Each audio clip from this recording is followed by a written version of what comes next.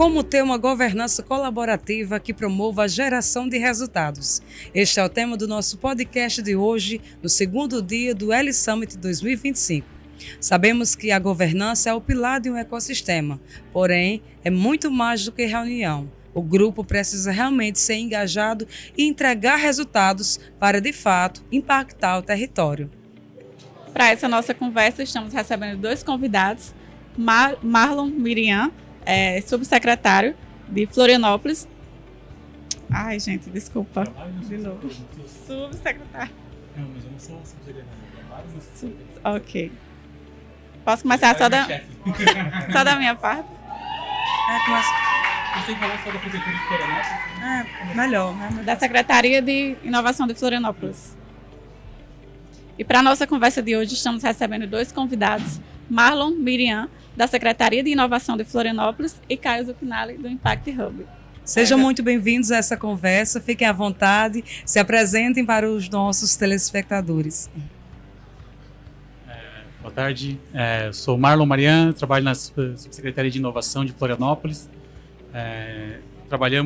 Rodamos lá todos os programas de inovação de Florianópolis, como o Programa de Incentivo à Inovação, fizemos a governança do ecossistema de inovação de Florianópolis, da rede de centros de inovação.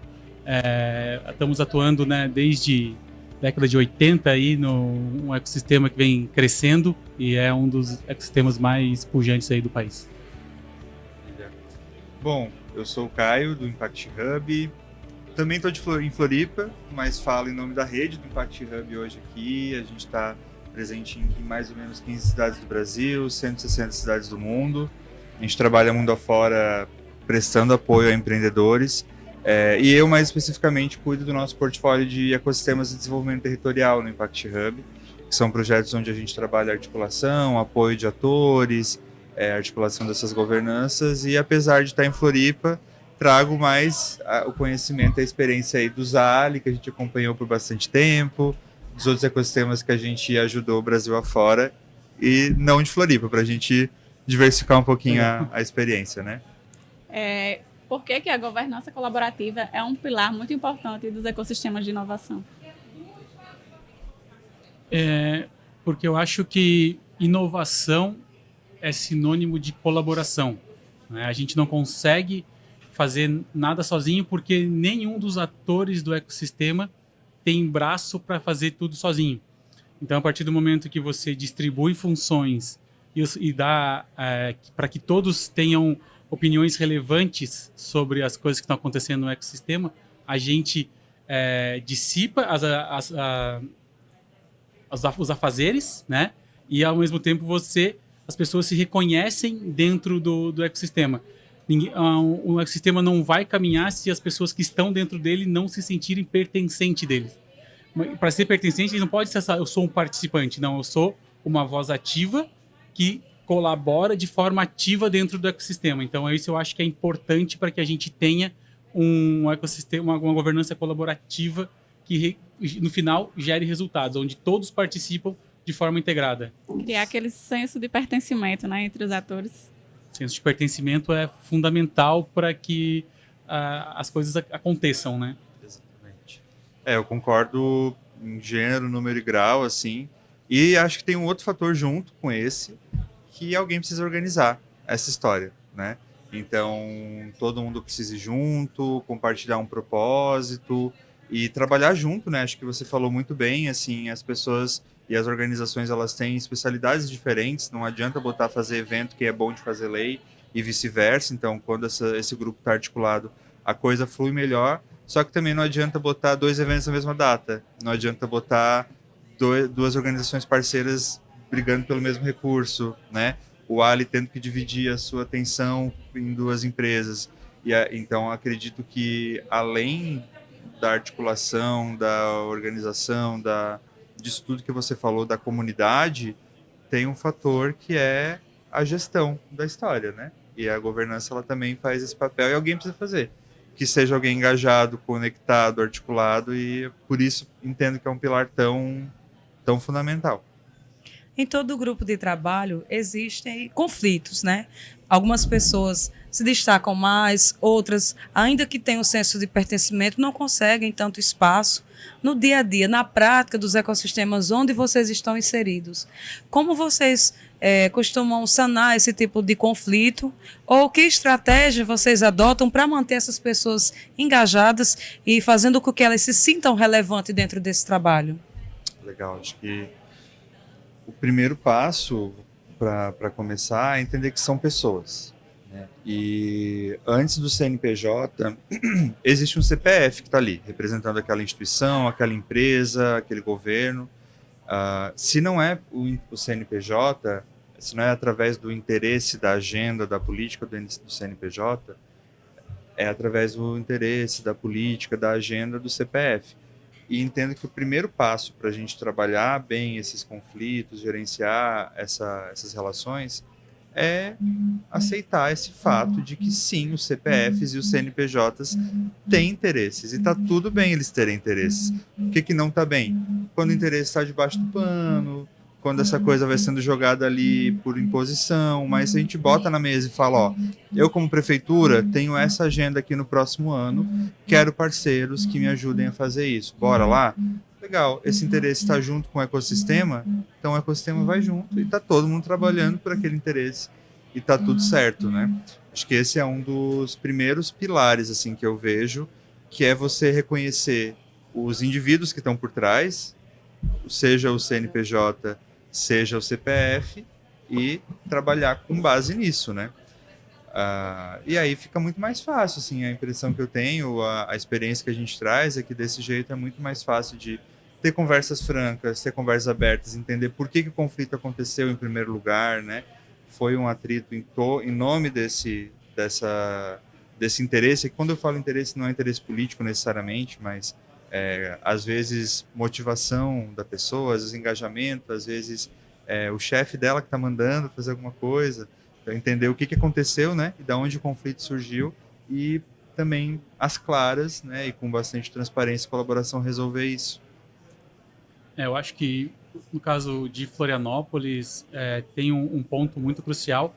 Florianópolis é uma cidade pequena, é uma capital, mas é uma cidade pequena, então tem um ponto que as pessoas de dentro do ecossistema elas se conhecem fora as suas entidades. Então, todos entendem que tem o interesse da entidade, mas, ao mesmo tempo, existe uma relação pessoal entre muitas pessoas que estão dentro do ecossistema. Isso, de uma forma ou de outra,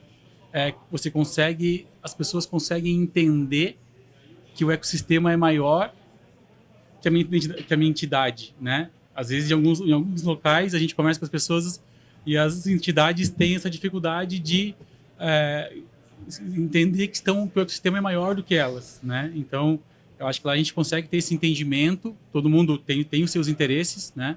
Mas as pessoas conseguem entender que no global a gente consegue ter um resultado quando a gente consegue enxergar o ecossistema como algo mais importante do que a minha entidade, e algo que aconteça de bom dentro do ecossistema vai estar beneficiando a minha entidade, né? Então. Antes aqui nos bastidores, né, do podcast, você estava falando anteriormente, né, que o ecossistema de Floripa é um ecossistema bem antigo, né, desde a década de 80, né? Então, conta pra gente um pouquinho sobre esse processo de estruturação da governança do ecossistema de Florianópolis, né? Como é que iniciou toda essa trajetória, essa jornada do ecossistema de Floripa. Florianópolis tem a primeira incubadora do Brasil, que é o CELTA, né? Algo que surgiu dentro da universidade, um grupo dentro da universidade, na Fundação CERT, na Universidade Federal de Santa Catarina, que criaram a primeira incubadora do país. Consequentemente, depois surgiu a ACAT, que é a Associação Catarinense de Tecnologia, que acredito eu hoje seja uma das entidades mais relevantes do país em termos de tecnologia. E como as pessoas nasceram praticamente do mesmo local, a ACAT também nasceu de ex-estudantes da Universidade Federal, que então tinham relação com o pessoal da CERT, e isso foi fomentando o ecossistema, né? E ele foi nascendo alheio à prefeitura, né? E a prefeitura entra no ecossistema. Depois, lá com a nossa lei de inovação, quando a gente cria o Conselho Municipal de Inovação, hoje o Conselho Municipal de Inovação de Florianópolis é um dos conselhos mais atuantes dentro do município. e ele tem voz. E aí entra aquela questão que eu falei para vocês antes de pertencimento, assim, as entidades, o conselho tem as decisões sobre inovação passam pelo conselho. Esse conselho tem uma representação grande, são 36 conselheiros, onde eu tenho só 6 ligados à prefeitura. Então, assim, 1/6 é prefeitura. Tenho 1/3 que é entidade, né? E as associações. Tenho 6 universidades, tenho o Sebrae, tem a FAPESC, que é a agência de fomento, tenho cooperativa de crédito. Então, Federação das Indústrias, todos eles, tem lá 36 membros dentro do Conselho Municipal de Inovação, e hoje que eles têm voz. Então, tipo assim, não estou lá só por estar para cumprir tabela. Então, é dado voz ao Conselho.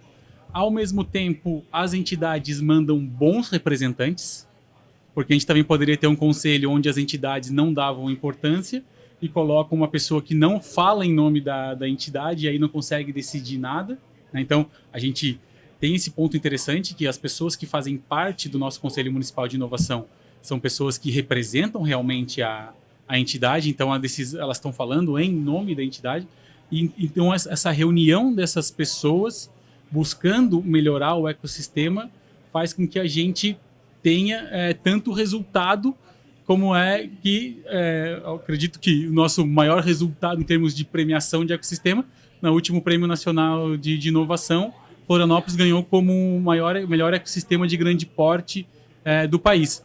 Isso não é devido ao trabalho da universidade, ao trabalho da ACAT, ao trabalho das cooperativas de crédito, não, é um trabalho do conjunto, um trabalho desenvolvido dentro do Conselho Municipal de Inovação, que todo mundo participou desse processo, porque mesmo quando você vai submeter uma premiação dessa, você não vai lembrar de tudo que você faz. O ecossistema é uma coisa muito grande. Então, quando você reúne todas as pessoas, todo mundo contribui e fala, olha, lembra que a gente faz isso? Lembra que a gente também tem aquilo? Tudo isso, então a gente consegue reunir um grande número de pessoas que estão pensando realmente em inovação, né? Que tem interesse em desenvolver. E isso faz com que a gente chegue nos resultados de excelência que Florianópolis tem hoje em relação ao ecossistema de inovação. Já quero criar uma conexão entre o Conselho lá de Florianópolis e o Conselho de Inovação também, lá da Rede Inova Caicó, que é o ecossistema em que eu atuo, né, que a gente está nesse processo de estruturação, de criação do Conselho também. É uma dinâmica, inclusive, que está acontecendo em outros ecossistemas aqui do Rio Grande do Norte, como Pau dos Ferros e também Mossoró. Falando Mas sobre essa...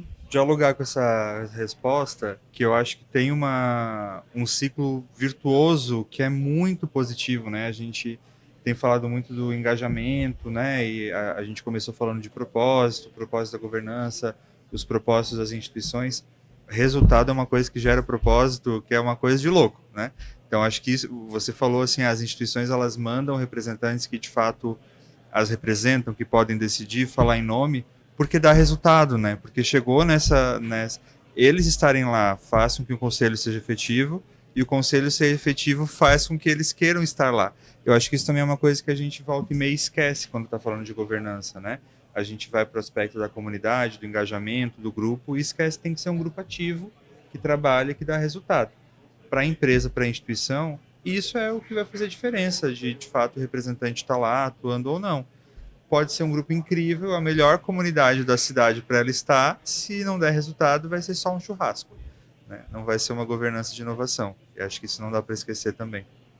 Em se tratando de metodologia, de estruturação dos ecossistemas, justamente pensando em gerar resultados, nós entendemos que a Impact Hub tem sido uma grande parceira do Sebrae e de outras instituições que, de fato, impulsionam esse movimento de ecossistemas. Caio, por gentileza, fala um pouco para a gente, um pouco mais sobre o que é o Impact Hub e como é que o Impact Hub atua nessa articulação, principalmente da governança colaborativa. Bem legal. Bom, a gente entrou nesse mundo do ecossistema em 2021 com um projeto junto com o Sebrae Nacional para a criação da metodologia de trabalho dos ALE Ecossistemas, né? Então a gente ajudou o Sebrae Nacional a desenvolver esse projeto. E na época o pedido era bem claro, né? Vocês estão aí no mundo inteiro trabalhando a articulação dos ecossistemas em que vocês trabalham, muito focado na área de impacto, né? O Impact Hub ele é uma rede que tem essa missão de desenvolver negócios de impacto que resolvam problemas sociais e ambientais. E nessas 160 cidades onde a gente está no mundo, a gente busca ser protagonista dessas discussões. E a gente anfitria as nossas comunidades, né? Quando o Sebrae Nacional conversou com a gente, o pedido era: a gente quer o que vocês sabem fazer em gestão de comunidade a serviço do ALI, a serviço do Sebrae. Esse papel, esse ALI que está nascendo, o ALI Ecossistemas, ele não é um papel apenas metodológico, ele não é um papel apenas de cumprimento de etapas, ele precisa ser um gestor de comunidade, né? Esse papel que vai articular o ecossistema local, ele tem que articular uma comunidade. E é assim que a gente tem ajudado desde então.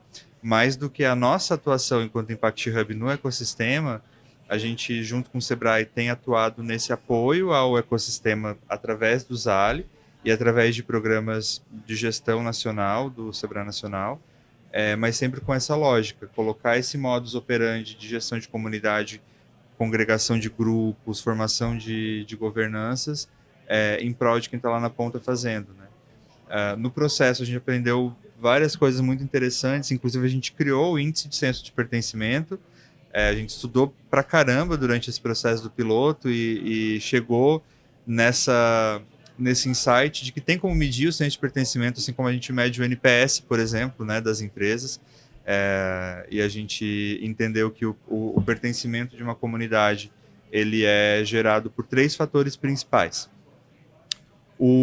A importância mútua, então o indivíduo se sente importante para a comunidade, entende que a comunidade é importante para ele. A inserção e o acolhimento, então me sinto seguro, posso dar minhas ideias, posso falar o que eu penso, acredito. E a expressão e identidade, posso me expressar aqui dentro, os valores, a identidade dessa comunidade, desse ecossistema me representam e podem ser representados por mim.